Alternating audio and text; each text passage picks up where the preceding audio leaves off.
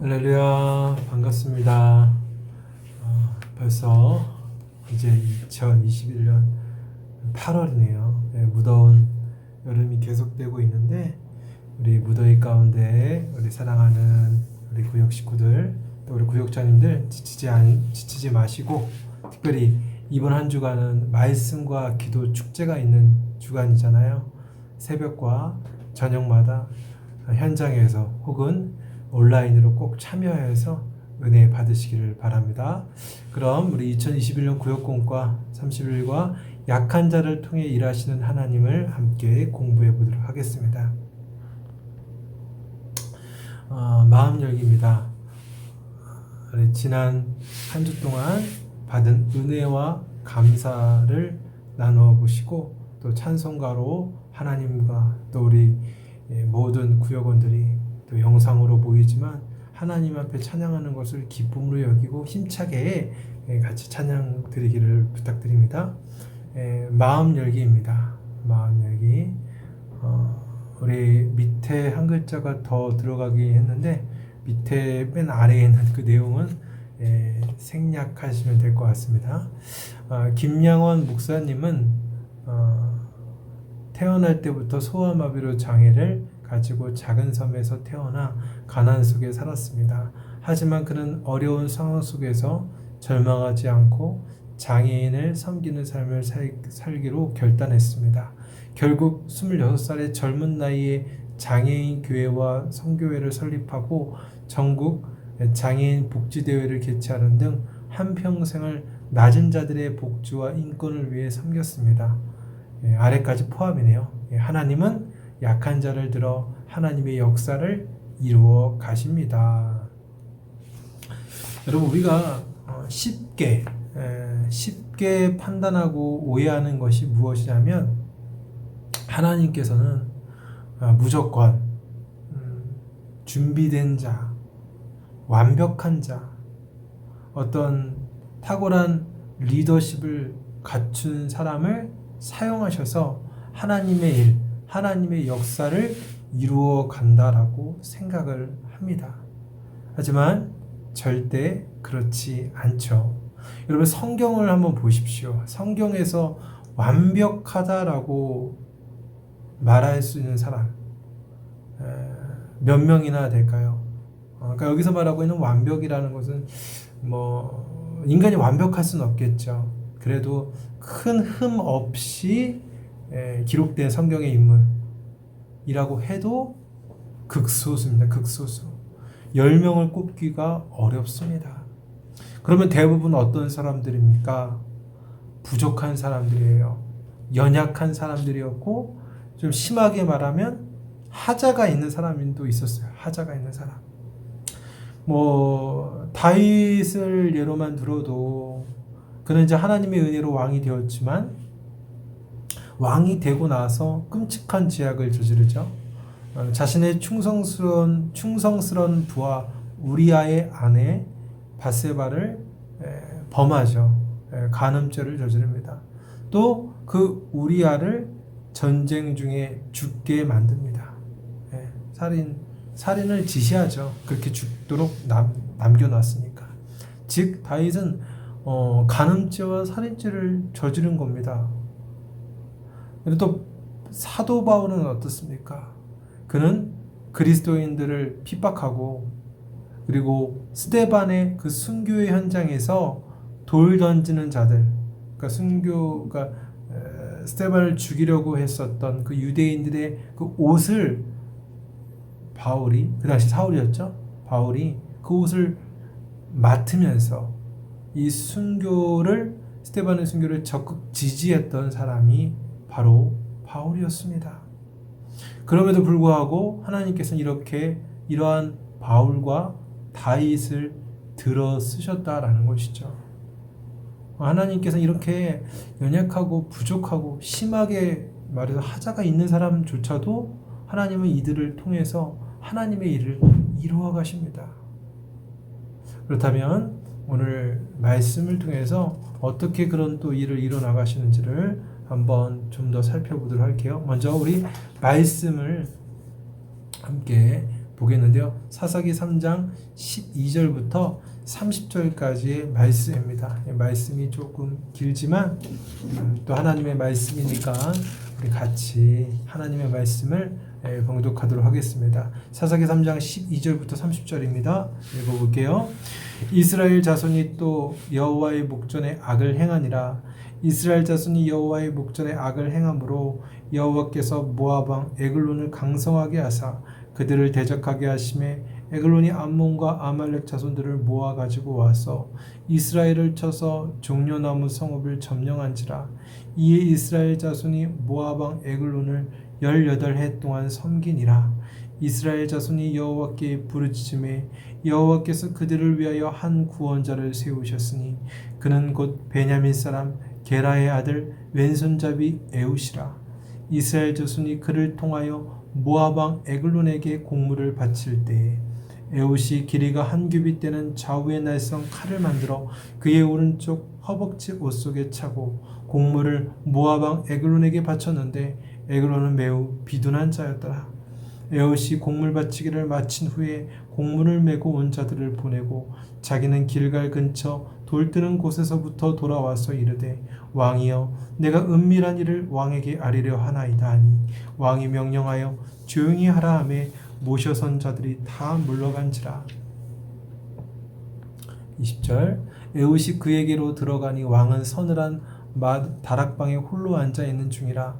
에웃이 이르되 내가 하나님의 명령을 받들어 왕에게 아랠 일이 있나이다 하매 왕이 그의 좌석에서 일어나니 에웃이 왼손을 뻗쳐 그의 오른쪽 허벅지 위에서 칼을 빼어 왕의 몸을 찌르매 칼자루도 나를 따라 들어가서 그 끝이 등 뒤까지 나갔고 그가 칼을 그의 몸에서 빼내지 아니하였으므로 기름이 칼날에 엉켰더라.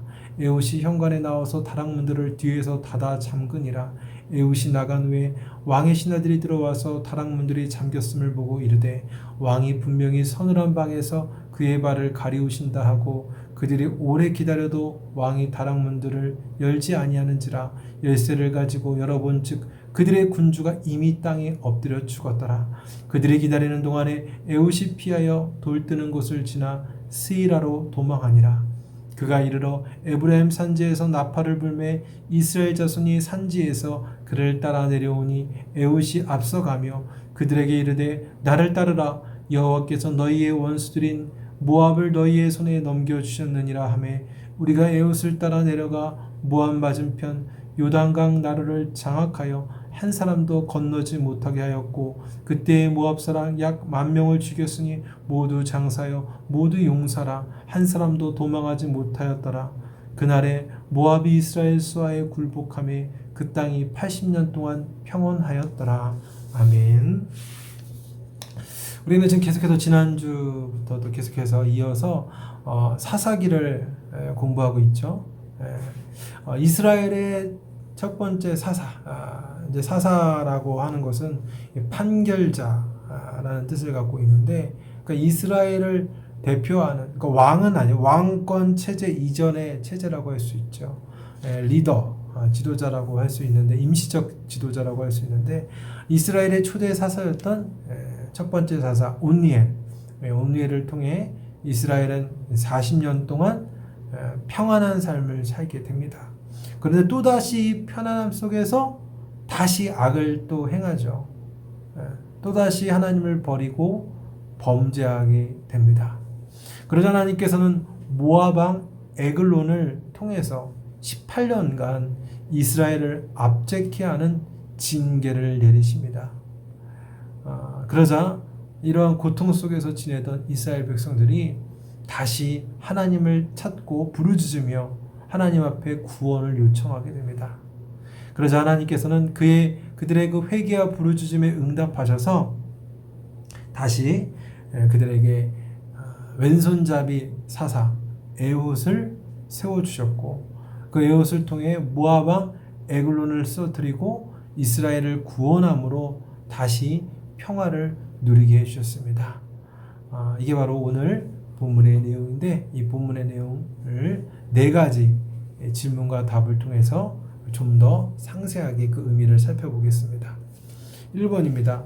하나님께서는 왜 모압 왕 에글론으로 하여금 이스라엘을 대적해 하셔서 18년간 어려움을 당하게 하셨습니까? 사사기 3장 12절 이스라엘 자손이 또 여호와의 목전에 악을 행하니라. 이스라엘 자손이 여호와의 목전에 악을 행함으로 여호와께서 모압 왕 에글론을 강성하게 하사 그들을 대적하게 하시매. 아멘.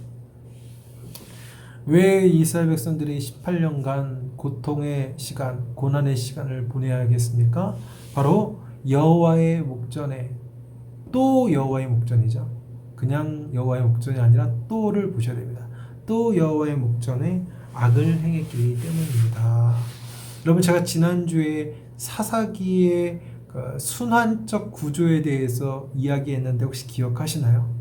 예, 기억 못하셔도 됩니다. 제가 다시 또 얘기해 드리겠습니다.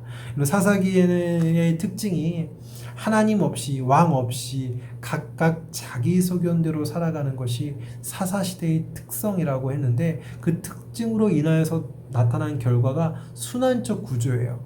그래서 이 구조는 먼저 타락을 하나님 앞에 범죄로 인하여서 타락하게 되고, 두 번째는 징계, 그로 인한 하나님의 징계, 그리고 세 번째 그로 인해서 이스라엘 백성들이 고통 속에서 하나님 앞에 회개하고 부르짖음, 회개, 그리고 네 번째는 구원, 그로 인해서 하나님께서 사사를 세워서 이스라엘을 구원하는, 그리고 이 구원을 또 통해서 평안하면 또다시 타락하고 또 징계가 있고 회개하고 구원, 이것이 바로 이 사사기의 순환적 구조다라고 말할 수 있는데, 오늘 살펴본 이 사사기 3장의 본문도 마찬가지예요. 온니엘, 바로 이전에 직전까지 온니엘을 통해서 구원받은 이스라엘 백성들이 또다시 타락하게 되는데, 타락의 이유는 역시 또 여호와의 목전에 악을 행한 이유였기 때문에 그렇습니다.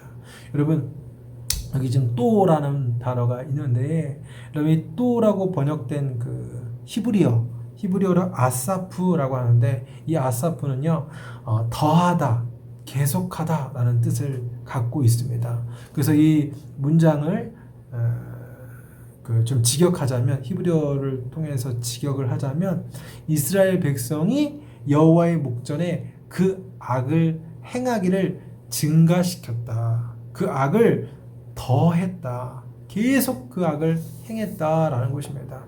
즉 이스라엘 백성들이 그 이전에 행했던 악보다 더 큰 악을 지금 하나님 앞에 행하고 있다라는 것입니다. 여러분, 왜 하나님 앞에 더 큰 악을 저질렀을까요? 바로 이전에도 한번 얘기했지만, 그들의 그 평안함 속에서 찾아오는 하나님의 은혜에 대한 망각이에요. 편안함에 익숙하니까 자꾸 하나님은 잊어버리고 눈에 보이는 것만 쫓다 보니 다시 우상을 붙잡고, 눈에 보이는 우상을 붙잡고 우상을 숭배하게 된 것이죠. 그래서 이 하나님 앞에 범죄하게 되었다라는 것입니다. 또 그들의 잘못, 또 다른 이 목전에 악을 행한 거 뭐냐면, 지금 이스라엘의 그 과거 역사, 이전 역사를 조금만 살펴보더라도 자신들이 어떤 일을 해야 되는지를 분명히 아는데 또다시 그 역사를 잊고 우상 숭배의 죄악에 빠지고 있다라는 거예요. 그러니까 그 과거, 하나님께서 행하신 그 과거 일을 기억하지도 못했다라는 것이죠. 이것이 바로 하나님 앞에 범죄한 이스라엘 백성들의 모습이다라는 것입니다. 여러분, 성도는요, 참 이렇게 신앙생활을 할 때 조심해야 될 게 뭐냐면, 위기 때가 아니라 어떻게 보면 평안할 때라는 거예요. 평안할 때. 내가 내 마음도 편안하고 또 삶도 평안하고 태평할 때, 그때 더 조심해야 된다라는 거예요. 자기의 마음을 지키고 나의 중심이 이 편안함 속에서 오게 된 그것들, 평안함을 나에게 주는 것들만 바라봐서는 그 편안함 속에서 하나님을 찾지 않게 된다니까요. 그러니까 더 그럴 때일수록 더욱 하나님을 찾고 의지할 수 있기를 부탁드립니다. 자, 2번입니다. 이스라엘 자손이 회개하며 부르짖어 하나님께서 세우신 에훗은 어떤 사람이었습니까? 사사기 3장 15절 이스라엘 자손이 여호와께 부르짖음에 여호와께서 그들을 위하여 한 구원자를 세우셨으니 그는 곧 베냐민 사람 게라의 아들 왼손잡이 에훗이라. 이스라엘 자손이 그를 통하여 모압 왕 에글론에게 곡물을 바칠 때에. 아멘. 에웃은 어떤 사람일까요? 이제 성경에 보니까 베냐민 사람 게라의 아들 왼손잡이 에웃이다라고 이야기하고 있는데, 여러분 이것도 이 왼손잡이라는 이 말의 뜻을 히브리어 원문으로 살펴보면 어떤 뜻을 갖고 있냐면 오른손이 제한된 사람이다라고 표현되어 있어요. 그 직역으로 풀어보면 오른손이 제한된 사람. 그러니까 오른손이 제한됐다고 하니까 당연히 왼손잡이라고 표현을 한 거예요. 히브리어로 이제 히브리어를 한국어로 번역할 때 왼손잡이, 그러니까 오른손이 제한됐으니까 왼손으로 사용하니까 왼손잡이라고 했는데, 조금 더 깊이 이 말씀의 의미를 이해하다 보면 오른손을 사용하지 못하는 장애가 있는 사람이라는 거죠. 그러니까 오른손에 장애가 있으니까 왼손밖에 사용할 수가 없었다라는 것입니다. 그건 장애인이었죠, 장애인. 그리고 베냐민 지파라고 되어 있는데, 이 당시 베냐민 지파는 다른 11집, 총 12지파 중에서도 가장 약한 축에 속한 별 볼 일 없는 지파의 멤버였다라는 거죠. 가문의 사람이었다라는 것이죠. 그럼 세상의 기준으로 볼 때는 지도자로 적합하지 않는 사람이었어요. 그럼에도 하나님께서는 이 에웃을 사사로 세우셨어요. 사사로 세우셨다라는 거예요. 하나님께서 이렇게 부족한 사람을 자신의 뜻을 이루는 도구로 사용하셨다라는 것입니다. 에웃은 분명히 부족하고 장애가, 육신적인 장애가 있고 가문도 별 볼 없지만 하나님께서 그를 사용하셨다라는 거예요. 여러분, 우리가 항상 기억해야 될 게 뭐냐면, 세상과 다른 구조인데 그 하나님의 사역을 감당하는 데 있어서 그 사람의 어떤 자질, 능력, 가문이 중요한 게 아니에요. 뭐 어디 출신이다, 뭐 경상도다, 뭐 전라도, 뭐 서울이다, 강원도다, 출신은 상관이 없어요. 하나도 중요하지가 않아요. 중요한 건 단 하나예요. 그 사람이 하나님을 붙잡고 따르느냐, 그렇지 않느냐, 이게 중요한 것이지, 그 사람의 어떤 환경, 상황, 외모, 어떤 능력을 갖고 하나님께서 사람을 세우고 안 세우고 구분하지 않는다는 거예요. 하나님을 붙잡는 사람, 하나님을 절대적으로 의지하는 자를 하나님이 쓰십니다. 이것을 기억하시길 바라고요. 자, 3번. 하나님께서는 에웃이 에글론을 암살할 수 있도록 어떻게 상황을 인도하셨습니까? 사사기 3장 18절부터 26절. 우리가 아까 제가 2절의 말씀을 읽었으니까 또 읽지는 않겠습니다. 하나님께서 이 에글론의 암살을 어떻게 인도했습니까? 첫 번째로는 하나님께서는 이 에웃을 모압 왕 에글론에게 곡물을 바칠 수 있는 위치에 있게 해 주셨다라는 거예요. 여러분, 이 모압의 에글론 왕에게 이제 곡물을 바칠 수 있는 위치가 되었다라는 것의 의미는 뭐냐면, 지금 이 에웃이 이스라엘을 대표하는 위치에 있다라는 것이죠. 이걸 하나님께서 인도해 주셨던 거죠. 곡물을 바칠 수 있는 이스라엘을 대표하는 위치. 아무나 왕 앞에 곡물을 드릴 수는 없잖아요. 그렇죠? 또 두 번째로는 하나님께서는 이 에웃이 에글론의 신임을 받도록 해 주셨다라는 것이죠. 지금 에웃이 에글론과 독대할 수 있었던 것은 에글론이 에웃을 평소에 신임했기 때문에 가능해요. 그렇죠? 자신의 속국에 있는 어떤 사람이 왔는데 1대1로 독대할 수 있게 해주겠습니까? 어떤 위험이 있을지 모르는데, 그죠? 그 얘기는 바꿔서 얘기하자면 이 에글론은 에웃을 신뢰했다라는 것이죠. 신뢰했다라는 것이죠. 이 역시 하나님께서 에글론의 마음을 주장하셔서 에훗을 신뢰하게끔 인도해 주셔서 그리고 또 1대1로 독대할 수 있는 여러 가지 상황을 하나님께서 만들어 주셨다라는 것이죠. 여러분 우리 그리스도인들은요 절대 우연, 운명, 어떤 점을 통해서 우리의 인생이 바뀐다 이런 건 절대 믿거나 따르지 않습니다. 운명과 우연은 없어요.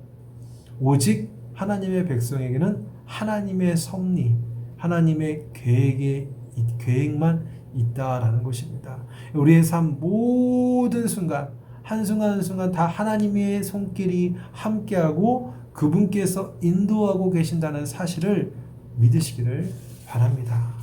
자, 4번입니다.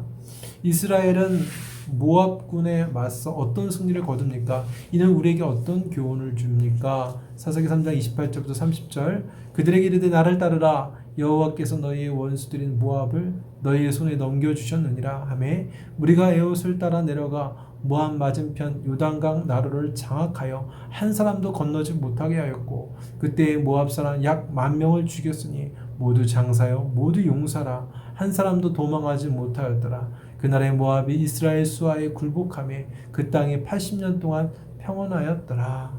아멘.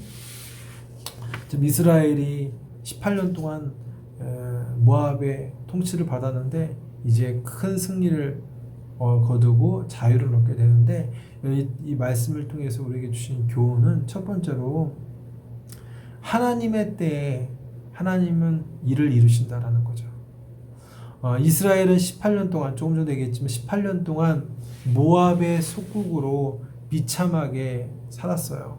그러나 그 18년의 시간은 무의미한 아무런 의미가 없는 그런 헛된 시간이 아니라 하나님께서 사사 에옷을 준비시키고 또 에글론과 독대할 수 있는 그런 신뢰를 쌓을 수 있는 그런 상황을 마련하기 위해서였다라는 거죠. 그 시간이 바로 18년의 시간이었다라는 것이죠. 그리고 이제 하나님의 때가 되자 에옷이 에글론을 죽이고 이스라엘 군사를 일으켜서 순식간에 모압과 싸워 승리를 거두게 됩니다.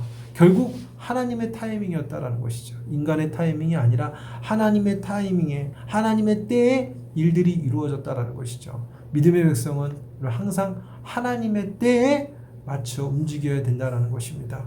여러분 그럼 우리가 하나님의 때를 언제 알 수 있습니까? 쉬운 일은 아니죠. 어떻게 우리가 감히 하나님의 때를 알 수 있겠습니다만 그러나 우리가 늘 하나님과 교제하고 말씀과 기도로 또 자신의 삶 속에서 하나님께서 맡겨주신 사명을 위해 최선을 다할 때 여러분 하나님의 그 타이밍에 사인이 있어요. 분명 그 사인이 있거든요. 하나님과 밀접한 관계를 맺는 사람은 그 타이밍에 그 사인을 안다라니까. 그때 하나님의 일하심과 함께 순종하여 움직일 때 우리 삶에 큰 승리를 경험할 수 있다라는 것입니다. 두 번째로 우리에게 주는 교훈은요. 아까도 얘기했지만 처음에도 얘기했지만 주제처럼 약한 자를 들어 쓰시는 약한 자를 통해 일하시는 하나님이시다라는 것이죠. 여러분 오른손에 장애가 있었던 이 에훗 거기에 베냐민 지파로서 가문으로 보더라도 굉장히 별 볼 일 없는 사람이었습니다. 약한 자였고 별 볼 일 없는 사람이었기 때문에 에글론은 모압 왕 에글론은 방심했다라는 거죠. 설마 이 에훗이라는 사람이 장애도 있고 이 별 볼 일 가문도 별 볼 일 없는 사람이 자기를 해할지 꿈에도 생각할 수 없었다라는 것이죠. 그러나 하나님께서는 이 약한 자 에훗을 통해 이 부족하고 연약한 에훗을 통해서 에글론을 죽이고 이스라엘을 구원하는 일로 사용했다라는 것입니다. 여러분 에훗이 부족하고 연약할수록 하나님의 위대하심과 하나님의 능력이 더욱 드러난다라는 것이죠. 여러분 내가 약하다고 생각하십니까? 내가 참 부족한 것이 많다라고 생각되십니까? 그렇다면 도리어 하나님 쓰시기에 딱 적당해요. 약함을 하나님께 맡기고 전능하신 하나님을 붙잡고 나아갈 때 하나님의 도구로 쓰임받을 수 있다는 것이죠. 이러한 은혜가 있기를 축복합니다. 자, 나눔과 적용입니다. 하나님께서 나의 연약함을 통해 일하신 경험을 나누어 봅시다. 그렇죠? 우리가 부족하고 연약함에도 불구하고 하나님께서 사용하신 그런 때, 여러분 사도 바울도 그랬잖아요. 사도 바울에게는 어떤 연약함이 있었어요? 바로 육체의 가시가 있었어요. 너무나도 힘들어하는 그 육체적 가시로 인한 연약함 때문에 너무나도 사역하기가 힘들었는데 하나님께서 바울에게 말씀하시기를 내 은혜가 내게 족하다. 내 능력이 약한 데에서 온전해진다. 여기 하나님께서 주님께서 말씀해 주시고 바울이 그 말씀을 통해서 그리스도의 능력이 내게 머무는군요. 약할 때 강함 주십니다. 라는 그런 위대한 고백을 하게 됩니다. 여러분 약한 것을 갖고 하나님이 쓰신다라는 것을 기억하시고 함께 기도하실 때 나의 약점을 주신 하나님께 도리어 감사하고 약점을 통해 일하신 하나님의 역사를 경험해달라고 기도하시고 서로의 기도의 제목과 또 교회와 지역과 나라를 위해 기도하시고 특별히 이번 월, 화, 수 3일간 말씀과 기도 축제가 진행이 됩니다. 우리가 구역 모임을 수요일이나 혹은 목요일 목금 하게 되면 이 영상을 보더라도 이미 말씀과 기도 축제가 끝날 수도 있지만 여러분들이 이 말씀과 기도 축제 이후에도 더 하나님의 은혜를 구하며 기도할 수 있기를 부탁드립니다. 그러면 여러분 헌금 찬송 드리고 주기도문으로 예배를 마치시기를 바랍니다. 감사합니다. 오늘도 믿음 안에서 승리하십시오.